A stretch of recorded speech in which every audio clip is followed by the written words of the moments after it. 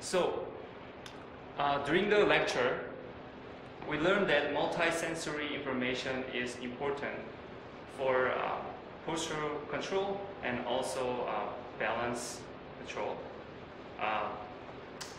And we're going to review this concept through an experiment and try to experience the distinct function of each sensory receptors and how the sensory information from different sensory receptors may compensate for each other.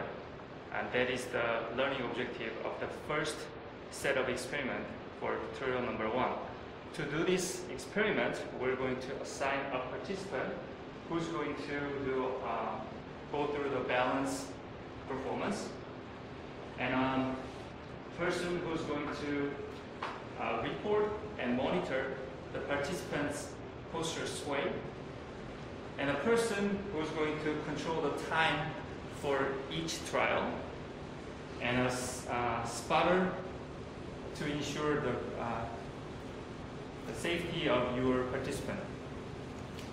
Okay, to measure the postural stability of the participant, we're going to use this super high technology stabilometer and tie it around participant's waist or hip level so that the pen will touch the recording sheet.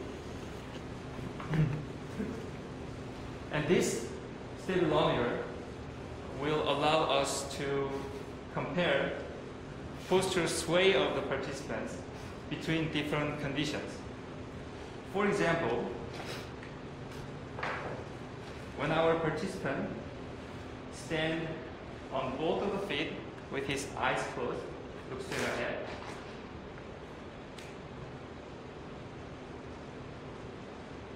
this needs to be a little bit lower. Yeah, so make sure that the pen is touching the recording sheet. Look straight ahead. I'm gonna wait about 10 seconds, but in the real tutorial, it'll be 30 seconds for each trial. Okay, that's enough. Could you close up to the paper? I did. Now we know that he didn't have much postural sway because there was not much deviation of the pen position from the initial position. So to go to the next trial, we're going to put a new clean recording sheet and probably anchor it with the tape. And then what's gonna happen if he stands with his eyes closed or stand on the forearm pad or stand on his single leg? That's the kind of question we're going to try to figure out during the tutorial session. Okay, and there's one condition that we need to use a tendon vibration applied on our participant's Achilles tendon.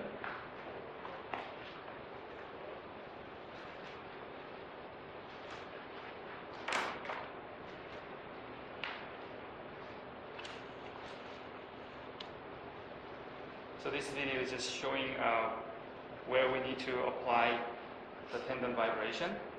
It is relatively easy to use, but to ensure your own safety, please call me and let me use it for you to ensure your own safety. Okay. There is an explanation about different conditions of balance task in the lab instruction. So please make sure you read this condition and try to think about what kind of sensory environment each condition try to represent. For the next experiment, we're going to experience how vision is important for catching. So in your group, we will have a receiver and a thrower and a person who's going to control the vision condition of the receiver with his holder, and a person who's going to score the each trial. Okay? So for this experiment, thrower and receiver will stand facing each other about 3 meters apart. And the thrower, the receiver will try to catch 5 underhand tosses with one hand. Great job. Just like this. And you can choose whichever hand you want to use, but try to be consistent across all different conditions. Okay? And we're going to use this folder to control our receiver's vision. And for the low vision condition, go ahead. Great job. Just like this. There is a detailed explanation about different vision condition in the lab instruction. Try to read ahead before coming to class, and as you read, make sure you understand which body part of the receiver need to be shielded in no vision condition. And also for the scoring system, we're going to use 2 different error measurements and try to think about why we have to measure 2 different errors. So for the third experiment for tutorial number 1, we're going to experience how vision is important for walking. For this experiment, you're going to have a participant who's going to perform the walking task, and a person who's going to control the vision condition of the participant, and a person who score and also time each trial, and a person who stop the participant for his safety. Okay. So for each trial, the participant will try to walk on these step targets quickly, as if he's late for class. Go ahead. And make sure that you don't run.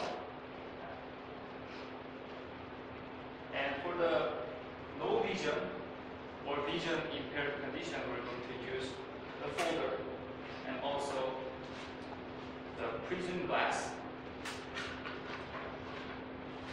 And the description about the different vision condition is provided in the lab instruction. And when you read this, make sure you understand what needs to be shielded in no vision condition. And try to think about which specific visual impairment can be related to this low vision condition. I hope that now you have a clearer idea about the experiments. And as you can see, the tutorials are based on group assignments. And the group you choose to work with in the first day will be your group for the whole semester. So I hope everybody come prepared and leave a good first impression to your group members. And please let me know if you have any question, or you can always email me.